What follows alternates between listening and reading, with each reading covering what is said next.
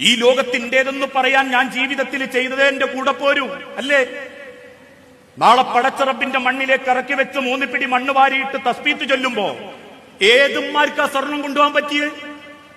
എത്ര ഉമ്മാർക്കാ ഈ ദുനിയാവിന് ഇഷ്ടപ്പെട്ട ഒരു വസ്ത്രം ധരിച്ചു പോകാൻ പറ്റിയത്? എത്ര ഉമ്മാർക്കാ ദുനിയാവിൽ ഏറ്റവും മനോഹരമായി അണിഞ്ഞൊഞ്ഞു പോകാൻ പറ്റിയത്? ഞാൻ പറഞ്ഞിട്ടുണ്ട്, കോഴിക്കോടുള്ള ഒരു ജില്ല തൊട്ടടുത്തുള്ള ഒരു മഹലിൽ ഒരു സാധു ഉമ്മ മരണപ്പെട്ടപ്പോ ആ ഉമ്മാന്റെ മയ്യത്ത് കുളിപ്പിക്കാൻ നേരത്ത് പൊട്ടിക്കരച്ചില്ല പെൺകുട്ടികളത്. കാരണം എന്താ? ഉമ്മാന്റെ ചെവിട്ട് കിടക്കുന്ന ചിറ്റൂരാൻ കിട്ടുന്നില്ല, ഇറച്ചിയിൽ ഉറച്ചുപോയതാ. ഈ കൂട്ടത്തിലുണ്ടാവും അങ്ങനത്തെ ഉമ്മാരിട്ടോ, ഒന്ന് ഇളക്കിക്കാൻ വേണ്ടി. അവസാനം തട്ടാനെ കൊണ്ടൊന്ന് പൊട്ടിച്ചെടുത്ത് കുളിപ്പിച്ച് കിടത്തുമ്പോ പിന്നീട് ആ സ്വർണം ഉരുക്കി ഏതെങ്കിലും ജ്വല്ലറിയിൽ കൊടുത്തത് നമ്മളെ കയ്യിൽ കിട്ടിയതാ. ഇന്നിന്റെ നിങ്ങളെ കയ്യിലുള്ളതൊക്കെ ഞാൻ പറയാറുണ്ട്, ഇപ്പൊ നിങ്ങളെ കൈമലുള്ള വളണ്ടല്ലോ, അത് നിങ്ങൾക്ക് പടച്ചോൻ ആകാശത്ത് നിന്ന് തന്നതൊന്നുമല്ല, അല്ലെങ്കിൽ ഭൂമിയിൽ നിന്ന് കുഴിച്ചെടുത്തതുമല്ല.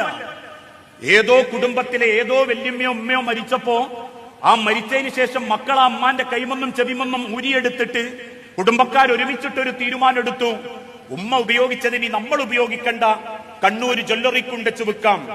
ഏതോ ജ്വല്ലറിയിൽ കൊണ്ടുവച്ച് വിറ്റു. ആ ജ്വല്ലറിക്കാരത് തീയിലിട്ട് ഉരുക്കി അതൊരു കഷണാക്കി ഒരു ബിസ്ക്കറ്റ് പോലെ ആക്കിയിട്ട് വെച്ചു. എന്തിന്? അത് മാറ്റാൻ ആള് വരും എന്നുള്ള പ്രതീക്ഷയിൽ. ആ സമയത്താ നിങ്ങൾ അവിടെ എത്തിയത്, നിങ്ങളെ മോളെ കല്യാണത്തിന് നിങ്ങൾ അവിടെ എത്തിയത്.